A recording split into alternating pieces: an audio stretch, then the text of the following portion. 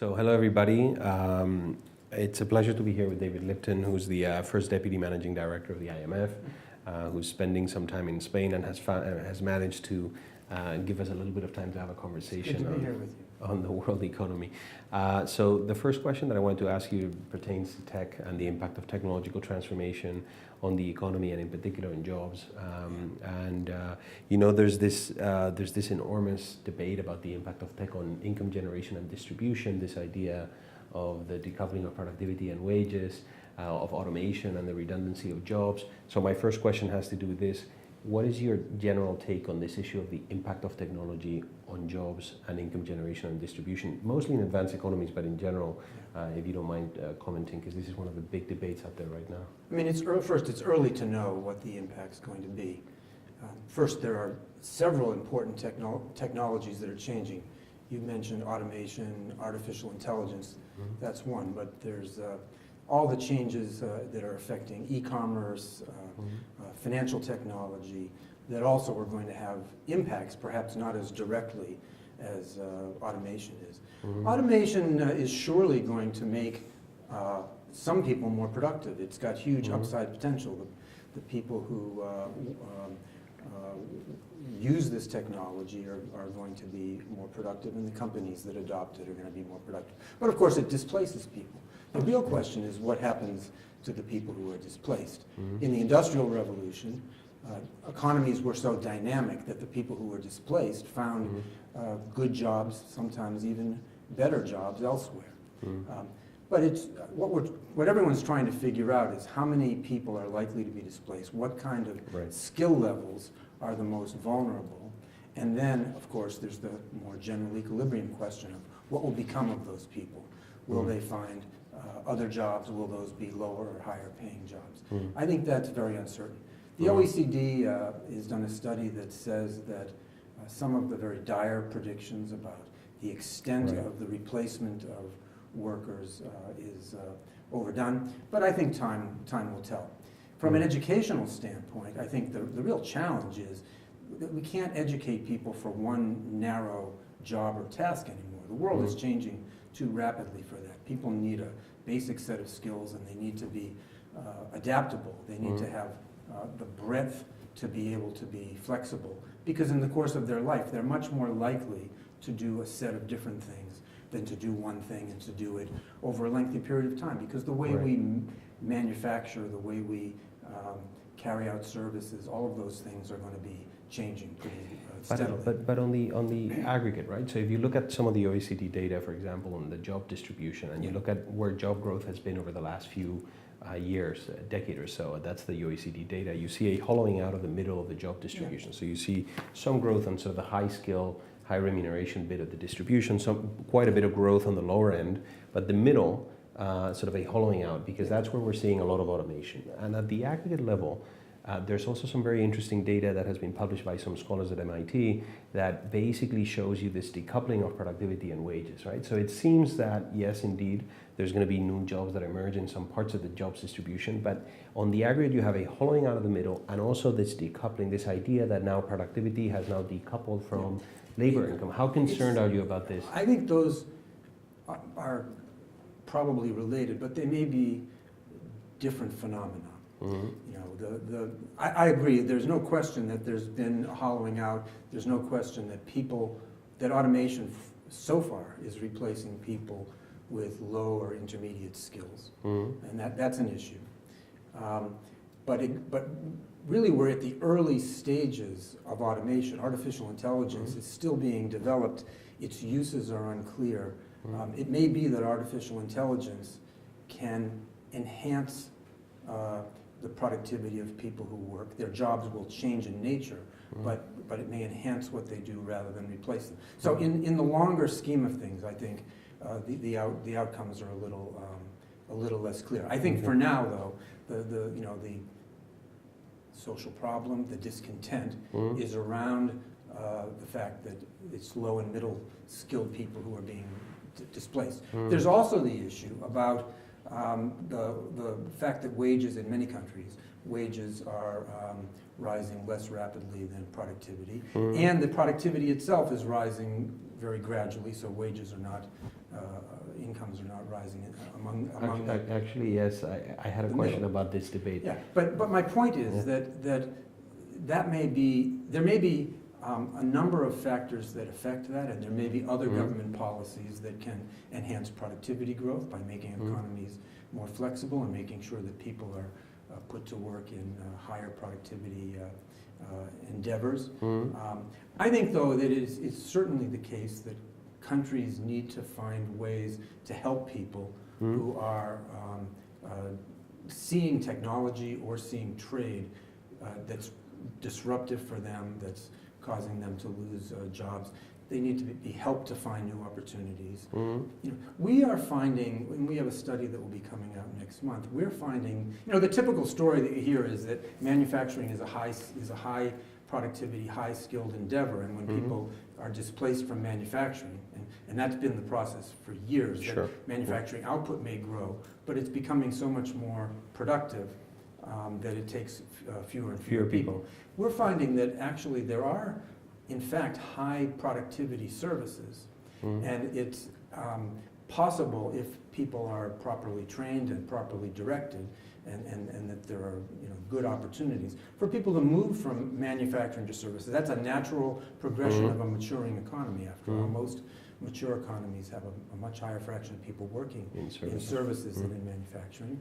That the people who leave may go to equal or even more productive employment. I think one of the issues here in Spain is exactly to make the labor market flexible enough that there are good productive activities for people to go to, and that they can move a little more seamlessly from one activity to another. Can I ask you something about this? It's a question that I've had for quite a while, which is in developed economies, you have this problem of, okay, how do you move people from the few people that we have left in industry? How do you move them to services and productive services within the services sector? And also, how do you train people maybe for job categories that are still not out there, but we know will be very central in the economy, say in 20, 30 years' time? And that's a real challenge for educational institutions, by the way. How do we train people for jobs that we're uncertain, how they're going to look, et cetera? In the developing world, though, you have places like China, Indonesia, Malaysia, where we're seeing a lot of automation in the industrial sector at fairly low levels of income per capita. So this idea, this issue of premature deindustrialization, how are those places thinking about training, moving people from the primary sector, actually from agriculture, not to industry, maybe not even to basic services, but to fairly advanced, high-value added services? I mean, that's an even bigger challenge. I think you raise a good question, and it's early enough in that process. And in fact, most countries are not yet focused on this. You know, most of the discontent around technology and trade is in the United States and Europe. That's because the dislocations have been in the United States and Europe. There are winners and losers there. When you look at Asia, so far in general, you don't find winners and losers. You find big winners and small winners. When Vietnam is growing 7% per year, even if somebody's firm goes out of business, they're going to find another job in such a dynamic environment.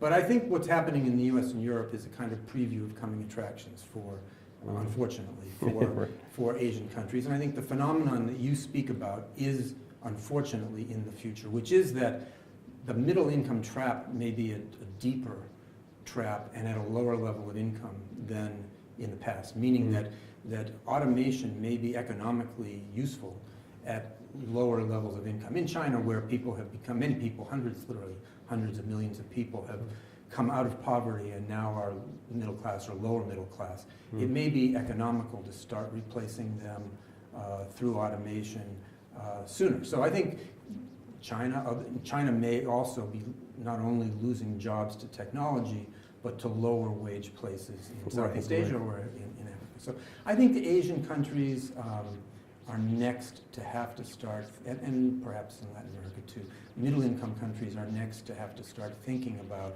the question that you've raised. And can you leapfrog? I mean, this idea. Leapfrogging is I think surely is promising and will end up being far more promising in the future as people. One thing is to develop technology, another is to figure out what are its best uses. Electricity, when it was first developed, was used to run a machine or to light things in one place because they couldn't figure out how to transmit the electricity, so you didn't light up a whole city, you lit up one factory. And then over time, in various ways, they figured out how to have generating plants and light up a neighborhood or light up a city. I think similarly, the uses for the technologies will expand and the implementation will broaden. But in countries in Asia, I think they themselves are, say China is already trying to have a more household-based rather than export-based economic model. And the rebalancing away from industrial export orientation to household income-based means a shift to services. So they're building a service economy that's much stronger, and they will undoubtedly, they are already ahead of the West in some respects in the use of the other forms of technology I mentioned, in the use of e-commerce and fintech. E-commerce and e-credit are already connected.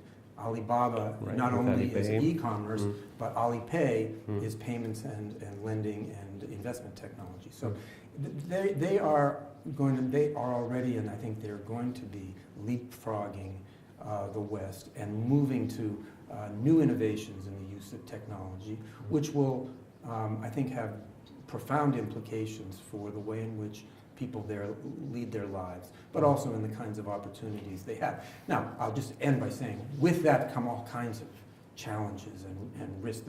How to regulate e-finance and e-commerce, how to deal with a payment system that's largely in the hands of one or two companies, which is the Chinese situation, how to deal with cyber attack issues, how to deal with privacy issues. China will those who leapfrog will also, unfortunately, leapfrog in confronting some of the stability and other risks that come along with technology. Absolutely. So this will be a quite interesting development. The West may end up learning from things from those who are leapfrogging. Absolutely. Let me ask you a final question because we're running a little bit out of time. But given this world of rapid technological change, I think one of the answers to these processes is education, tweaking the sorts of education that people are getting, the sorts of skills, the format, the length of education, whether it's, we move towards lifelong learning. And I think the issue of transitions that you were mentioning at the beginning is key, right? People are going to have multiple job transitions throughout their careers. How do you, when you think about how the education and the human capital piece fits into this debate, what are the sort of the key drivers that you think should be inspiring the changes to educational policy? I'm not an expert at this, so I can only venture a few broad ideas. First, I think the old-fashioned Western idea of a liberal arts education is going to turn out to have value in the new economy, because one learns in a liberal arts education, one learns a lot about how things work and have worked through history, and one sees connections, and one learns analytic thinking, the kind of analytic thinking, basically scientific method and analytic thinking that will help people solve problems in whatever setting that they're in. I think of course, will still be a need for specific technical learning, but it'll have to be as much to learn how to learn as particular skills. And I would add that not all learning happens in schools, and getting the kind of training while working that will serve, that's not just learning a vocation, but learning how to operate in a business environment, how to deal with problems, how to deal with people. That I think is also extremely important. And one of the, I'm just again reflecting on Spain, when you have a dual labor market where many people have a temporary employment status, there's not much incentive for companies to spend a lot of time training people if they think that they may only be working for them for a year or 2 years. So I think finding ways to make sure that companies really do, while they have people, invest in them is going to prove to be. It's going to be proof central. A final question, because given that I have you and we discussed this briefly before the interview, we've discussed technology. Trade was another central feature of the political cycle in 2016 and 17. And the Trump administration just announced tariffs on steel and aluminum. and the Chinese seem to be retaliating. How concerned are you about the resilience of the international trading regime, and how much of a headwind do you think that's going to be for growth in the next few months? Well, we're very concerned.